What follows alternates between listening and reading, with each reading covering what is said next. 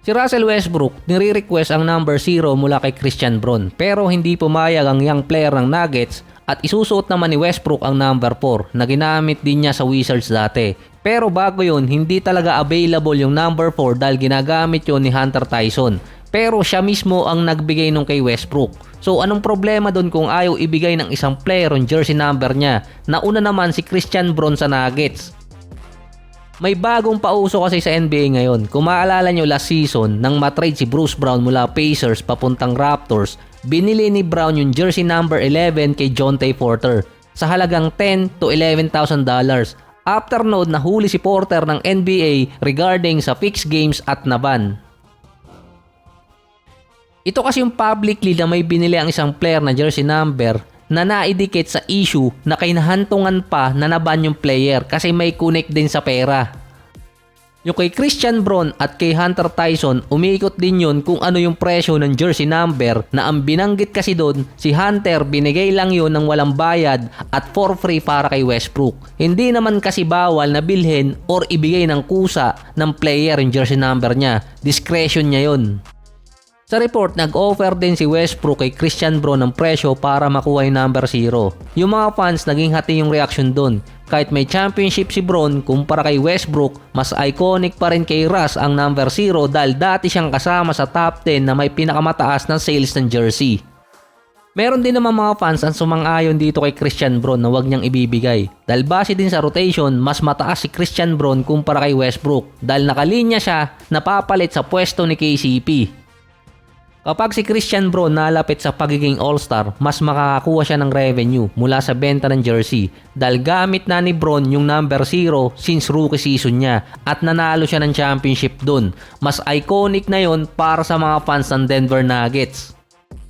Kung sa ranking, umaangat kasi si Christian Braun. Bukod kay KCP, may susunod pang player na posibleng siya ang ipalit sa next 2 years. Kaya ayaw ipalit ni Christian Braun yung jersey number 0. Mataas na kasi ang value nun para sa kanya. Kahit pa mag-offer ng malaki si Westbrook. Si Christian Wood nagbigay ng babala na babalik siya next season with a vengeance dahil nga na-injured siya last season. Hindi niya natapos pero nakalimutan ata niyang Lakers yung team niya, hindi sa ibang team. Ang daming players dati ng Lakers na na-trade or na-wave paalis ng LA na hindi na nakabalik. Kahit nga si Anthony Davis, tinigil na niya yung pagsasabi ng storm is coming kasi sila yung nasasalanta. Last year din ang lowest minutes at production ni Christian Wood since 2019. Ito yung mga time na headliner pa siya para sa Detroit. Last season, 17 minutes, 6 points at 5 rebounds per game para kay Christian Wood. Sabihin nating iba na ang coach ngayon ng Lakers, pero hindi pa rin mababago doon na yung kontrata niya kasama sina Jackson Hayes at Cam Reddish ay pang-pillar. Kumbaga, kung mag-decide ang Lakers na mag-trade ng player, pwede silang isama doon dahil mga pillar yung kontrata nila. Ibig sabihin, pantapat lang or paningit para makapasok sa trade or ma-approve.